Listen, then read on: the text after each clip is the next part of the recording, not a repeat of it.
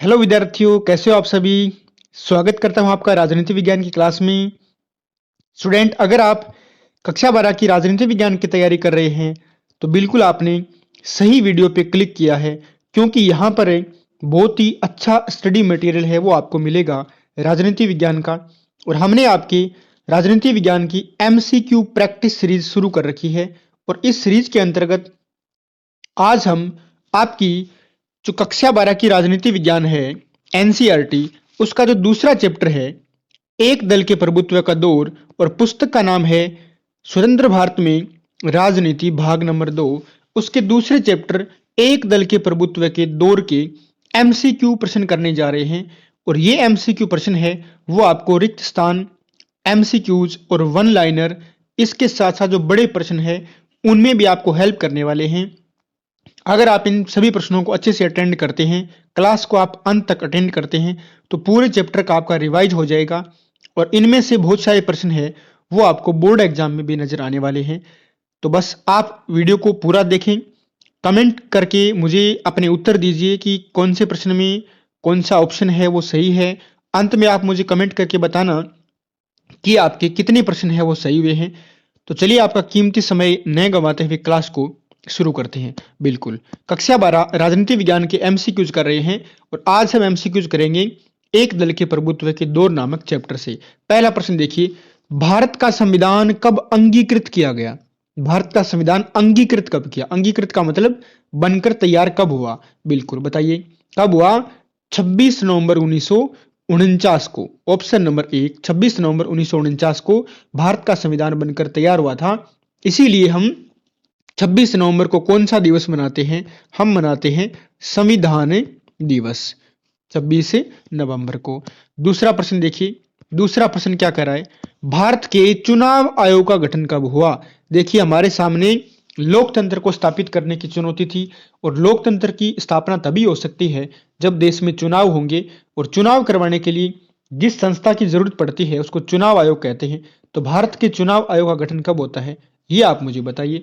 चार ऑप्शन आपके सामने हैं, बिल्कुल आप अपना उत्तर है वो कमेंट बॉक्स में दीजिए। बिल्कुल, ऑप्शन नंबर 2, जनवरी 1950 में क्या होता है, भारत के चुनाव आयोग का गठन होता है। और कितने जनवरी को, 25 जनवरी 1950 को भारत के चुनाव आयोग का क्या होता है, गठन होता है। अगला प्रश्न देखिए, तीसरा प्रश्न क्या कह रहा है, भारत के प्रथम चुनाव आयुक्त कौन थे। प्रथम चुनाव आयुक्त आपको बताना है वो कौन थे। बलराम जाखड़ थे, ओम प्रकाश माथुर, सुकुमार सेन या फिर राजेंद्र प्रसाद। बिल्कुल बिल्कुल बताइए। ऑप्शन नंबर 3 इसका सही आंसर होगा। सुकुमार सेन क्या थे, हमारे प्रथम चुनाव आयुक्त थे। आगे चलते हैं, आगे देखिए, पहले आम चुनाव की प्रमुख समस्या क्या थी। चुनाव आयोग के सामने प्रथम आम चुनाव करवाने की प्रमुख समस्याएं क्या थी वो आपको बताना है। चुनावी क्षेत्रों का सीमांकन करना, बिल्कुल थी। मतदाता सूची बनाना, ये भी थी। मतदान की विशेष पद्धति के बारे में सोचना, बिल्कुल ये तीनों समस्याएं हमारे सामने थी। तो इसका ऑप्शन हो जाएगा ऑप्शन नंबर डी, उपयुक्त सभी। आगे चलते हैं, पांचवा प्रश्न देखिए क्या कह रहा है। पांचवें प्रश्न की तरफ चलते हैं, पहला आम चुनाव कब हुआ। देखिए चुनाव आयोग की स्थापना कब होती है, 1950 में। लेकिन पहला आम चुनाव कब होता है ये आपको बताना है। तो पहला आम चुनाव होता है 1952 में। हालांकि जो मतदान है वो अक्टूबर 1951 से लेकर फरवरी 1952 तक हुआ था, लेकिन देश के अधिकांश हिस्सों में जो मतदान है वो 1952 में हुए थे, इसलिए हम इसको अमूमन 1952 का आम चुनाव कहते हैं। और दूसरा आम चुनाव कब हुआ, 1957 में। तीसरा कब होता है, 1962 में। और चौथा कब होता है, 1967 में। आगे चलते हैं, छठा प्रश्न देखिए। छठा प्रश्न, कौन सा आम चुनाव पूरी दुनिया में लोकतंत्र के इतिहास के लिए मील का पत्थर साबित हुआ। इसका मतलब क्या है, इसका मतलब क्या है, जो भारत में जो प्रथम आम चुनाव था 1952 का जो आम चुनाव था वो पूरी दुनिया में लोकतंत्र के लिए मील का पत्थर इसलिए साबित हुआ क्योंकि उस समय बहुत सारे जो राजनीतिक पर्यवेक्षक थे वो ये मानते थे कि लोकतंत्र है वो सिर्फ विश्व के धनी देशों में यानी विकसित देशों में ही विकसित हो सकता है। लेकिन भारत ने दुनिया को यह दिखा दिया कि लोकतंत्र है या फिर जो चुनाव है वो गरीबी और अशिक्षा के माहौल में भी कराए जा सकते हैं। तो इसलिए भारत का जो 1952 का प्रथम आम चुनाव था वो लोकतंत्र के लिए मील का पत्थर साबित हुआ था। सातवां प्रश्न देखिए, लोकसभा का पहला चुनाव कितनी सीटों के लिए हुआ? तो देखिए लोकसभा का जो पहला आम चुनाव था उसमें लोकसभा की कुल सीटें पूछी आपसे 489, 494, 364 और 371। चार ऑप्शन आपके सामने है। बिल्कुल 489, ऑप्शन नंबर एक। 489 सीटों के लिए क्या हुए थे? लोकसभा के चुनाव हुए थे। अगला प्रश्न देखिए, पहले आम चुनाव में कांग्रेस ने कितनी सीटें जीती? कांग्रेस पार्टी को प्रथम आम चुनाव में कितनी सीटें मिली? बिल्कुल चार ऑप्शन आपके सामने हैं। आप अपना उत्तर कमेंट बॉक्स में दीजिए। बिल्कुल ऑप्शन नंबर तीन, 364 सीटें मिली थी कांग्रेस पार्टी को प्रथम आम चुनाव में। और अब तक हमारे YouTube चैनल को सब्सक्राइब नहीं किया तो प्लीज चैनल को सब्सक्राइब कर दें और अपना मोटिवेशन है वो हमारे प्रति बनाए रखें। क्लास को अंत तक जरूर अटेंड करें। आगे देखिए, पहले आम चुनाव में कौन सी पार्टी दूसरे नंबर पर रही? देखिए यहां पर सीटों के लिहाज से पूछा है कि कांग्रेस के बाद में दूसरे नंबर पर रहने वाली पार्टी सीटों के लिहाज से कौन? बिल्कुल कौन सी थी? भारतीय communist party, CPI, communist party of India. और इसको कितनी सीटें मिली थी? इसको मिली थी 16 सीटें। आगे चलते हैं। 10वां प्रश्न देखिए, ये अब बहुत अच्छा प्रश्न है। 10वां प्रश्न क्या कर रहा है? पहले आम चुनाव में कौन सी पार्टी वोट हासिल करने में दूसरे नंबर पर रही? देखिए एक तो सीटों में दो नंबर पे और एक वोट हासिल करने में, यहां पर बहुत बड़ा अंतर है। देखिए वोट हासिल करने के लिहाज से दूसरे नंबर पर रही थी सोशलिस्ट पार्टी। कौन सी पार्टी? Socialist party. इसको कितने परसेंट वोट मिले थे? इसको मिले थे 10% वोट। और कांग्रेस को मिले थे 45% वोट। ठीक है, लेकिन इसको सीटें कितनी मिली? इसको सीटें मिली थी 5 और वोट मिले हैं 10%। जबकि सीपीआई को कितनी सीटें मिली थी? सीपीआई को मिली थी 16 सीटें। अगला प्रश्न देखिए, किस देश के संविधान में सिर्फ एक ही पार्टी को देश के शासन की अनुमति दी गई है? यानी वो देश बताने आपको जहां पर एक ही पार्टी है वो चुनाव लड़ती है, यानी एक ही पार्टी को अनुमति है उस देश में शासन करने के लिए। ऑप्शन नंबर चीन, क्यूबा और सीरिया। बिल्कुल तीनों देश है। ऑप्शन नंबर 4 इसका सही होगा। चीन, क्यूबा और सीरिया तीनों में एक ही पार्टी को संविधान में शासन करने की क्या है? अनुमति है। 12वां प्रश्न देखिए, कांग्रेस का जन्म कब हुआ? कांग्रेस पार्टी की स्थापना पूछी है। बिल्कुल स्थापना कब होती है? 1885 के अंदर।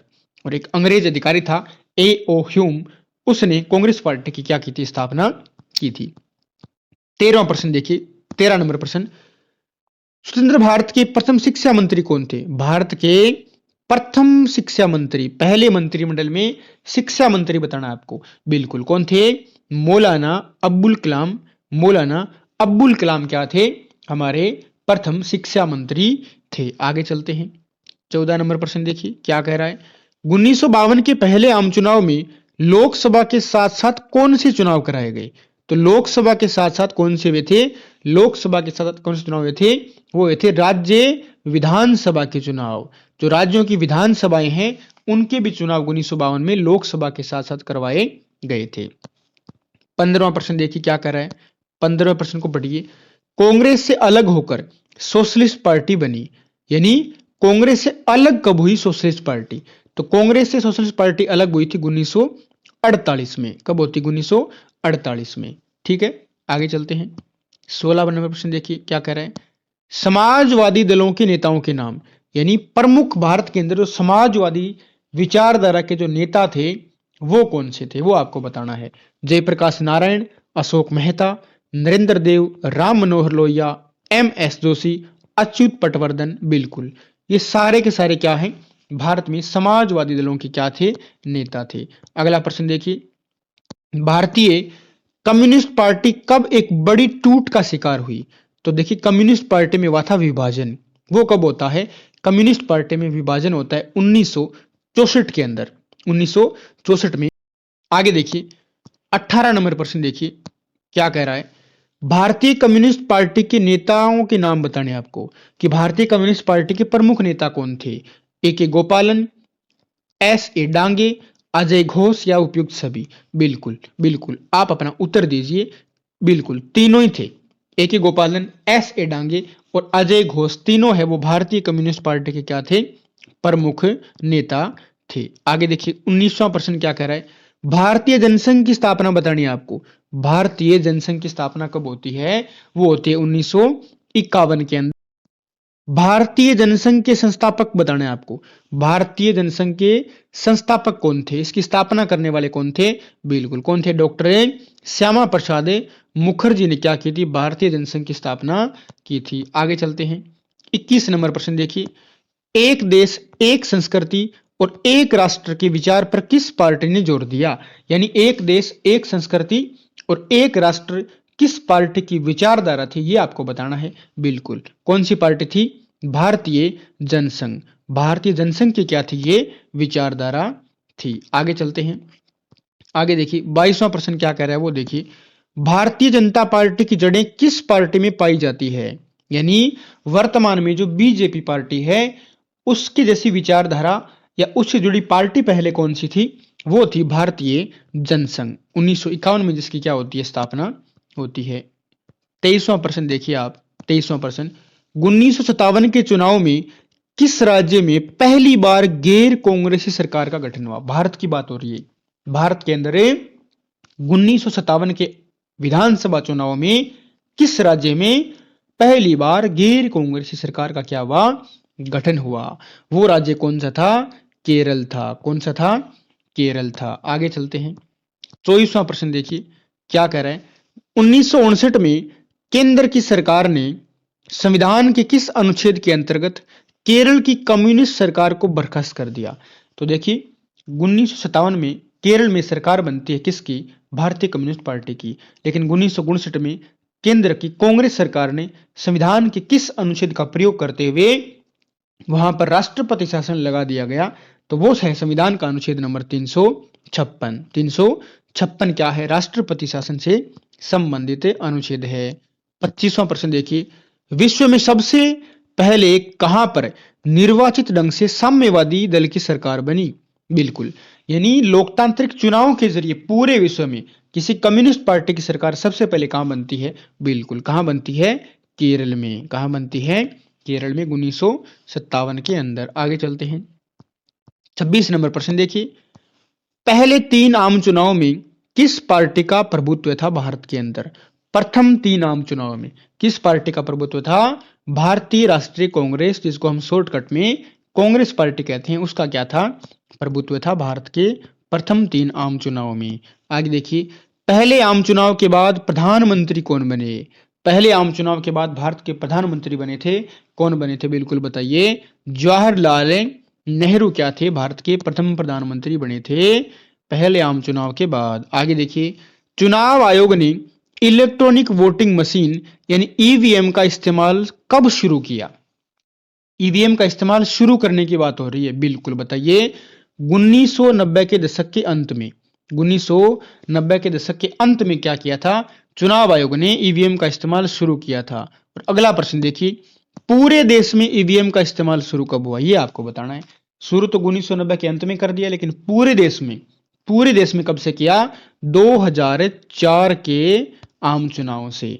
ठीक है, आगे चलते हैं, 30वां प्रश्न देखिए। 30 नंबर प्रश्न क्या कह रहा है, संविधान सभा की प्रारूप समिति के अध्यक्ष कौन थे? संविधान सभा की प्रारूप समिति के अध्यक्ष कौन थे?